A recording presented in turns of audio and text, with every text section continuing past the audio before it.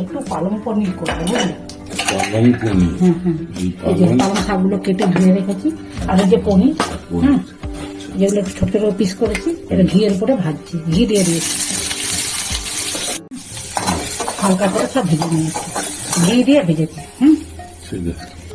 ঘি আছে, তার সাথে একটু ভাপ তুলে নেবে, এখনকার পালং শাক তো একটু ভাপটা হয়ে গেছে। হ্যাঁ, এটা আবার পেস্ট করবো মিক্সিতে।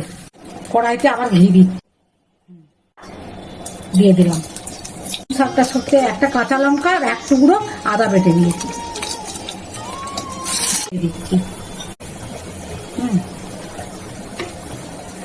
একটু মিষ্টি মিষ্টি, তারপরে জলটা দেবো, জল দিয়ে দিচ্ছি, এগুলো দিয়ে দিচ্ছি, আর একটু ফুটবে, তারপর নামিয়ে দেবো। পালং পনির রেডি। কমপ্লিট। হ্যাঁ, পালং পনির।